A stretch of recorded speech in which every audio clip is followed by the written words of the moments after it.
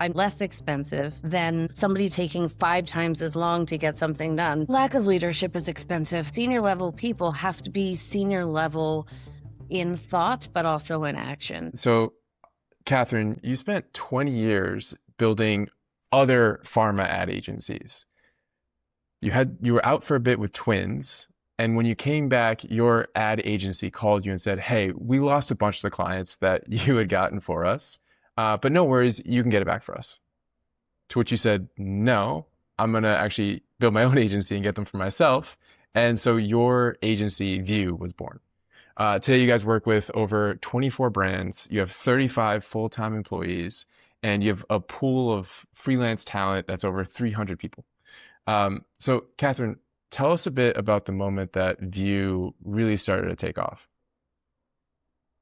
So I think, we took off very quickly. We got our first 2 contracts right as we started. And what was great about that is it allowed me to really build the agency that I wanted to build. And that is senior people doing great work in an environment that traditionally you get the A team that pitches you, and then you have the C team come in and try to kind of cobble through this contract. And contracts last about 18 months or something. The company gets pissed off, and then away we go with the next round of RFPs. So what I wanted to do is I wanted to hire somebody to run the business and hire people to run the business so that I could be the business. So myself, I was obviously the first hire. My second hire was my partner, his name is Vikram Kanda, and he's our chief medical officer. And then I hired a very high level CEO or CFO, excuse me, who really allowed me to take my focus off the dollars and cents and how to run the business and stay really engaged with our clients so that I could use my 20 plus years of experience at the time. I could use my vast launch experience, both global and US launch experience, launching over, at that time, 30 products. And really lean into being a partner and not a vendor. And then we continued to grow from there by using a series of freelancers till we found the right one. So we went through like 18 different creative directors before I found the one that was exactly right for us. We did the same with different medical directors and different creative talent, and even our innovation folks. A lot of that was about finding the person that not only knows how to do the job, but knows how to do it in a way that supports the culture, i.e. roll up your sleeves and get to work. It's not about, passing that down to a junior person and like, oh no, I'm just doing the high level things. Everything is high level here. This is medicine and people's lives are at stake. So really important that we get it right. And how did you, because most people listening to this are afraid to hire leadership early because leadership's expensive. And so how'd you go about that? So lack of leadership is expensive, honestly. And if you don't have the people in place that can guide you and help you make the right choices early, they have a tendency to snowball and they have a tendency to pick up steam.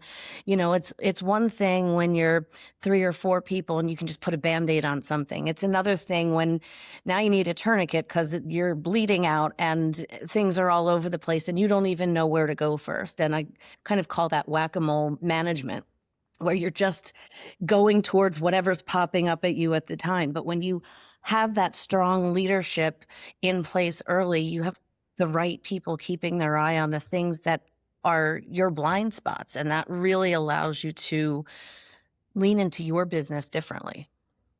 And so walk me through the first leadership hire you made. Because it sounds like you hired 18 people before you were confident with your first. And so like that sounds like a lot of rapid iteration. Like what did you do for that?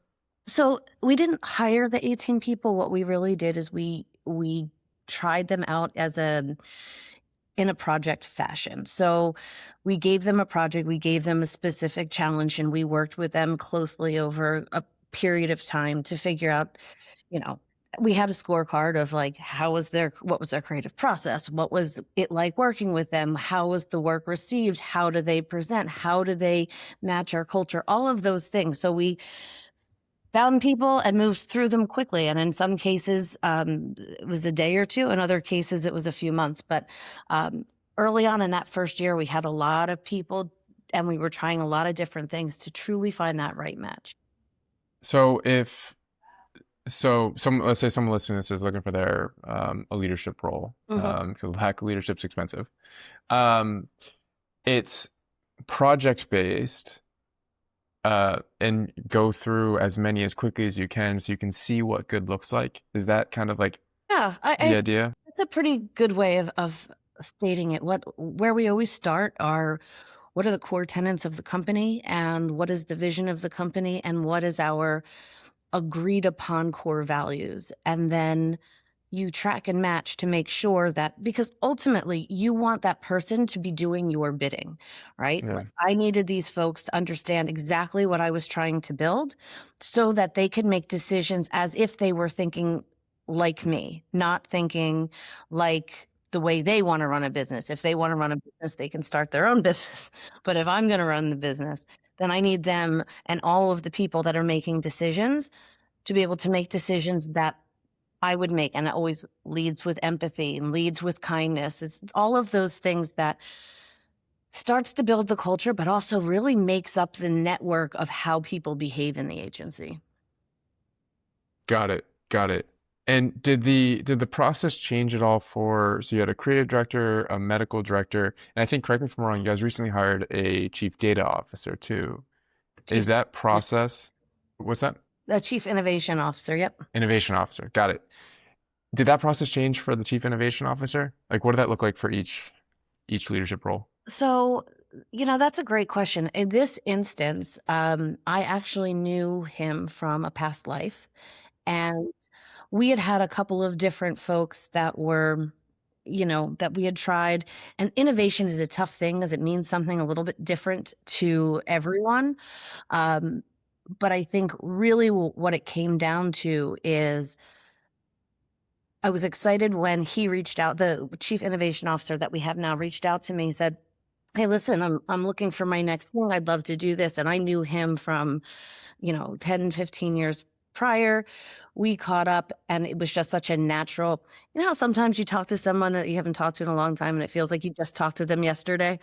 It felt very much like that. And honestly, we had a need. And so he joined us as a kind of fractional innovation officer for 3 months. And I said, let's see how we do. It was so great that like I was literally begging him to take the full-time job come the start of this year. So um, so it was me doing the begging this time, but yeah, it was.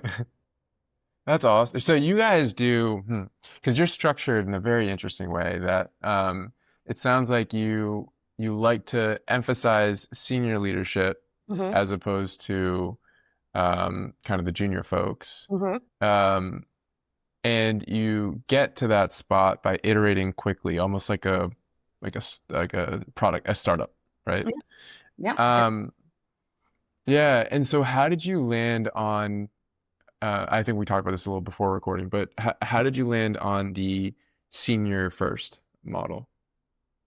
Well, first of all, I think I had been, at that point in my career, I was at a pretty senior spot in my life and knowing what I wanted to do and knowing that I wanted to be in the business, but I didn't want to be in the business of babysitting.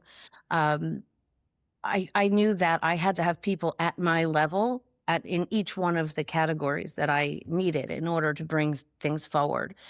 And in doing that, I can't tell you the volume of work and how fast we work because we've done this for so long and we've gotten so smart. So even though I am more expensive an hour, I'm actually less expensive than somebody taking 5 times as long to get something done because they're, less an hour. So it's kind of seeing the forest through the trees a bit. But, honestly, the other piece of it is that senior level people have to be senior level in thought, but also in action. So there's been a number of people who are like, oh, no, my job is to delegate. No, no, sir, that's not your job. Your job is not to delegate. Your job is to be the expert in the room and to help these clients do what they need to do because ultimately we're not selling sneakers here. We're selling life-changing and life-saving therapies. And if we do our job well, people don't die. If we do our job well, people get better. If we do our job well, people have more milestones in life activities, and they get to go to one more recital and all of those things. That matters. So this idea that anybody's going to just delegate it down, that's not what we do here. We are passionate about what we do, and we strive to always bring the very, very best quality, and that's only going to come from experts. It seems like, so I've talked to a lot of agency owners, and they like they're gets to a point where like work is work, not work is work, but like they're not as passionate. And then hearing you talk about how it's like, I'm changing lives, right? I'm letting people go play in the park and see their family and go through their day. That must be incredibly motivating. And I heard you like kind of looking out before we were recording, you were looking out at your team, your employees, all kind of also feeling that same passion and energy. How are you able to cultivate such a great culture? So I do a lot to take care of my team, and in turn, my team does a lot to really lean in. I try very much to motivate them as often as I can. And, we have a system here. Another thing that makes us different from most agencies is I don't spend my time looking at profit and loss sheets or spreadsheets or any of that. I promote in this business that profitability is the natural outcome of doing great work. That is how we manage. So my thing to them is, your job is to lean in and do great work, and then I'll worry about how we all distribute that at the back end. And I think it's been incredibly powerful, because I'm not asking people to make choices based on money. I'm asking people to make choices based on doing great work and what's in the best interest of doing that great work. Did you actively decide how you designed your culture, or did it just kind of come naturally? No, I was very, very proactive about culture. One of the last agencies I was at before starting my own, I think they did a great job at creating culture in a way. But, I looked around and there was 100, 22 to 25-year-olds. And I was like, well, what do you need if you want to keep a bunch of 22 to 25-year-olds working late and staying, working hard and whatever? Well, you take them to Disney on Columbus Day. You put a bar in the middle of your office. You put a foosball table over here and a ping pong ball table over there. And then everybody's going to hang around, but 9 o'clock at night, they're not going to be mad that they're still waiting on something. Well, that was a big awakening for me. It's like, you can create whatever culture that you want. You just have to be purposeful about it. So when I started the agency, I was very purposeful. We have, we're a health and wellness company at the end of the day. So I looked around and I said, what do we need to do to make sure everybody stays healthy? Well, we hired a personal chef to come in and cook meals for us, so that when we're in the office, everyone has all natural, real food that tastes great. It's provided for them. And it's a really lovely way for us to stay together. And, we eat together and whatever. But I'm tending to their health. So I don't lose that afternoon. We don't have that afternoon sluggish thing that happens when you decide to have cheesesteak at lunch instead of grilled shrimp and fresh vegetables and, that kind of thing. So it's things like that. We do a lot of team building. We do a lot together, even at the office, where we sit around and we talk about what's going on and how it's making us, behave and feel and those things, so that we can really be responsible to each other. And I think that's been lovely. I mean, I think it started very, very early on. I didn't want to go someplace that I didn't want to be every day. And, and I think even during COVID, we probably got even closer then, because we had, I had somebody that came on once a week and did meditation with us. I was sending them plants and gifts and food and things every month, so that we were just keeping that connectivity. And it's funny, because the plant that I sent out at COVID, everyone still has it. And it went from like this little tiny thing. It's now like giant. It's like a bush or something, but everybody kind of comments about whose is the biggest. And it's pretty funny. Is Yeah, it's wild how thoughtful you are about gifts and team building and that kind of stuff. Um, what about like with hiring? So when you're hiring folks, how do you figure out they're a good fit for the company? Is it a feel thing, or do you like literally have values written down and go, do these people match these values, etc.? So I have a senior level person that has been with us now for 3 or 4 years. And he does all of our talent acquisitions. So he knows me probably better than anybody else here because I thought that it was important for him to really understand who I am, what my expectations are, and what our culture is. And the fact that, frankly, pardon my language, but I have a zero asshole policy. You can't be here and behave badly. So he really knows that, and so he does the initial screening of everyone, and they have to get past him before they get to anybody else. So he's matching culture before we're even talking about the quality of their work, because I think it's that important. And how did you teach him what your culture is, as an example? So we've just spent a ton of time together. We did an immersive workshop where I really walked him through how the company was built and how we put the pieces together, and then really talked about, okay, what roles do we need to hire for? What are the key metrics that this role needs to be? Do they have to be outgoing? Do they have to be this? Do they have to be that? And then we use a system that we've become certified in that gives us a score. People do this survey. It takes them about 15 minutes, and it tells us how they behave when they're at their best and how they behave when they're at their worst. Okay. And that's great because a lot of times it allows us to say, okay, well, on this team, we have this and this, but we need to fill this gap because these two are the same in their weakness. So we need to solve for the weakness. And so we're able to build the teams that way to really take on that very introspective approach so that everyone is supported and everyone doesn't have to be everything. We can kind of mix and match to get that right combination. Interesting. Because I want to hear more about this because I feel like a lot of folks that are building their team think about the skill. And I've heard at level, a more advanced person may think about the skill plus how they fit in culturally to VUE Health, as an example. But you're saying how their personality traits balance within the team. Mm-hmm. How do you do that? I imagine you have multiple teams. That must get super complicated. How do you balance it out? You know, we just do. It's become such a natural part of our culture and our company. Um, we're always looking and reassessing and making sure, but that's also part of our think tank keeps us also using AI to make sure that like it can help identify when one of our teams is missing a characteristic or missing something that, maybe we have two people who are more cautious in nature and they want to wait until everything is fully set in stone before they start working. Well, we might need that person that's willing to just grab the problem and start running that ball down the field and say, I'll figure it out when I get to where I'm going.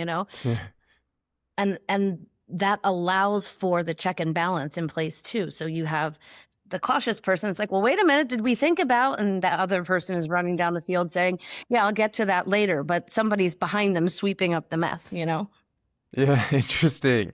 And so how do you look at that balance? Is it because I imagine you have teams Mhm. and then you have cross-functional teams, right? And then you have company level.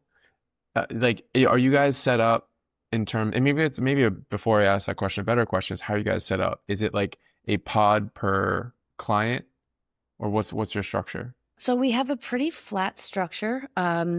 Our teams tend to run in groups of, they usually have about 3 products each. And then, and if they're smaller products, maybe 4, depending.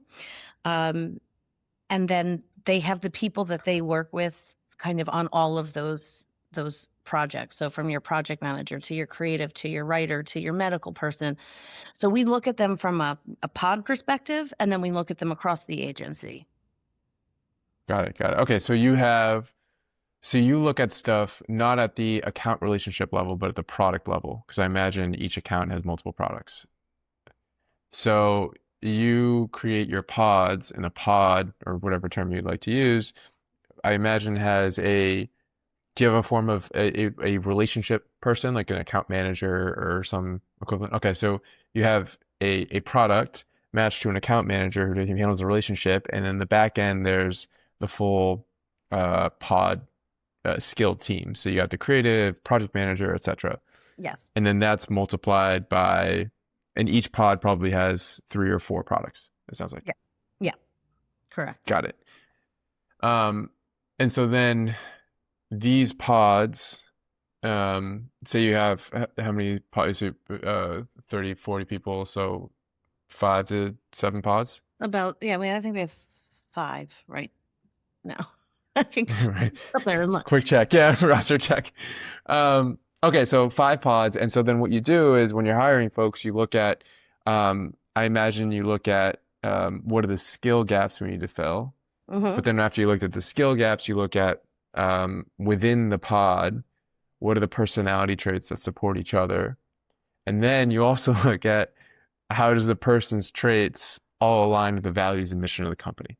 Those 3 levels. Is that accurate? All right. That's complex because I've heard of people doing skills and value alignment or mission alignment, let's call it. Interesting. And so how do you do mission alignment? Like how do you align, make sure that a person is aligned with the mission and values of the company? So that's when they interview with me. That's what I That's think you, about. yeah. I've yet to ask a question on somebody's skills or how they handled a client or whatever. That part's all done by the time they get to me. By the time they get to me, I'm assessing if they have the right values, the right empathy, and the right pieces that will fit within the culture that we've created. Got it. And now, is that something that's written down? Like, do you have literal values or is it more of a field check? Yep, that's on our website. Gotcha. Okay. And how'd you come up with those? That was part of the immersive workshop that I did with Matthew, which is my HR talent person. It's about, they were kind of always there, but that we used that to formalize what they actually were. And honestly, some of them are very transactional in that, like, we believe in ensuring your health and your well-being, so we have a chef for you, That's and awesome. it's transactional. And other things are, we expect you to approach every product and every potential patient with empathy and kindness, and that's another kind of core value. But there's 10 of them, and I'm actually, we're creating an art installation to put them in some fashion on our wall when you come in our office, so that our values and our core principles are right there front and center. That's awesome. Okay. And so then so I know you have, you also have a pool of roughly 300 freelancers. How does that differ? So like, what's your process for choosing who gets into the pool? How do you do performance? How do you handle all that? So that's a touch different. We still do have them do the personality assessment. So we know what their scores are as it relates to all of those things. And then the AI tool on the back end really helps us to align, like, this is a good match for this project, or it's not. We also at that point take the client into consideration. So we know, like, this is a high strung client that has a lot of pressure, moves really fast, isn't going to do well with somebody who's, methodical and slow and, whatever. So we layer that part in too. And that comes out in our first, second, and third line reco. No way. Wait, so let me play it back because that's fascinating. So you have some kind of you have a customer success or client success database where you have all the information about your client. Makes sense. But the information that you add that most folks don't is this person's high strung. This person prefers this. This person likes this. Like kind of like the soft skills side of this. Exactly right.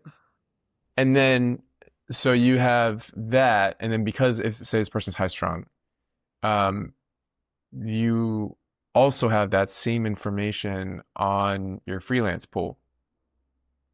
And so then you can say, hey, they don't necessarily need to be another high strung person, Hmm. but they need to mesh well together. They can't anti-clash. They can't anti. Exactly. Huh. Especially And because so they're only going to be probably working with them for a shorter period of time. So we want to make sure that a short-term relationship doesn't cause a shift in our culture with that client. interesting. And so you have your freelancers. So when they apply, do they just apply to your company, or is there an, like in general, be like apply to the ongoing active live talent pool, or are they applying to specific roles? So it started as specific roles, and now we have just kind of an ongoing rolling. When Matthew's not looking for someone for a full-time position, he's always talking to people that can come into this conversation and gathering all that information. And we have their book if they're creative, we have writing samples if they're a writer, we have all of these things in there. So it's sort of one-stop shop, and then the AI tool helps us with, well, you need to consider X, Y, and Z as, and this is the criteria that made this person the first choice. Interesting. Okay. Okay. So I'm getting this. So you have that pool with the personality trait connection, which is the coolest thing I've heard so far. And then also you have how do you do performance? I imagine that's a layer too, right? So we are not an agency that does regular performance reviews, in that I, I've never seen them have a positive impact on anything ever. What we do is we spend a lot of time determining what each role's KPIs are as it relates to the company's KPIs for the year. And we measure them weekly to, where are you on your KPIs? Is this advancing? Is it not? So people are getting real time feedback about their success metrics.